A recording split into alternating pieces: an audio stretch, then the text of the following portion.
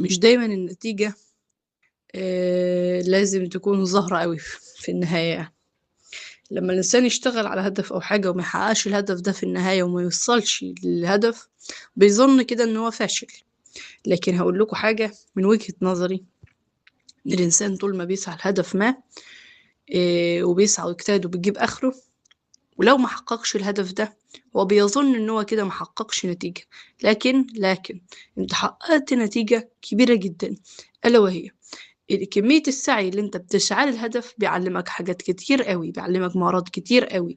يعني مثلا لو انت بتذاكر وما وصلتش للكلية اللي انت عاوزها، وكل يوم مثلا انت متعود تذاكر 5 ساعات او 10 ساعات، دي مهارة في حد ذاتها. ان انت تقعد على المكتب 5 ساعات او 10 ساعات، دي مهارة ما كانتش هتحصل ليك الا لما تضغط نفسك هذا الضغط حتى لو ما وصلتش لنتيجة. وكذلك الصبر برضو، دي مهارة. وكل ما زاد الضغط وزاد صبرك على العمل عشان توصل للهدف، فهنا بتنمي عضلة الصبر، والمهارة دي ايه بتنشأ يعني. تمام. فالشاهد من الأمر إن احنا دايما عاوزين الانتصار الكبير قوي، ولو ما وصلناش للانتصار الكبير قوي ده أو النتيجة الكبيرة قوي دي بنظن إن احنا فشلنا، ألا إننا ما نظرناش للنتائج الصغيرة اللي حدثت في شخصيتنا على مدار رحلة سعينا للهدف. وده شيء مهم جدا انت تشوف النتائج الصغيرة، لان انت لو ما وصلتش للنتيجة الكبيرة وما شفتش النتائج الصغيرة هتظن انك فاشل. والواقع عكس ذلك تماما، يعني انت اكتسبت مهارات كتير قوي حتى لو بسيطة جدا، الا انها مهارات كويسة جدا، ولولا سعيك واجتهادك لوصولك لهذا الهدف والضغط اللي انت كنت حاطط نفسك فيه ما كانش زمانك وصلت للمهارات دي. فبالتالي انت لازم تشوف الموضوع من زاوية اخرى تماما، وان مش معنى ان انت ما وصلتش لنتيجة كبيرة قوي معنى ذلك ان انت فشلت في تحصيل نتائج اخرى.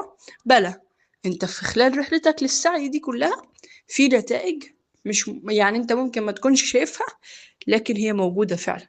ان انت قدرت تنمي مهارة التركيز مثلا، الصبر، الجلوس على المكتب، البحث، هكذا. كل دي مهارات احنا احيانا بنغفل عنها، ودي حاجة غلط تماما، لأن الفشل أو الإخفاق هو نتيجة أصلا، نتيجة لمحاولاتك. فأنت لما أخفقت اتعلمت إن أنت لأ، الحاجة دي غلط تتحط هنا، ولا لا لا السؤال ده يتحل كذا، المسألة دي أنا حلتها المرة اللي فاتت كذا وده كان غلط، لا نبدله دي فهنوصل لنتيجة نهائية في الآخر ألا وهي النتيجة الصح.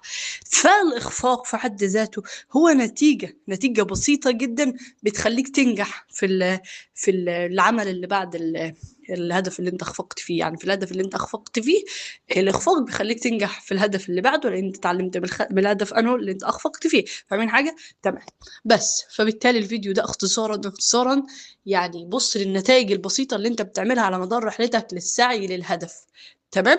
لان النتائج البسيطه دي لو انت ما وصلتش للهدف في النهايه يعني وحققت نجاح فيه كبير، النتائج البسيطه دي هتخليك راضي ومبسوط. تمام. وبس كده، اتمنى تكونوا استفدتوا من الفيديو يعني، واتمنى كعادتنا بقى، اتمنى ان تكونوا في تمام الصحه والعافيه وانتم تشاهدون هذا الفيديو. انا منى عقاب، والسلام عليكم.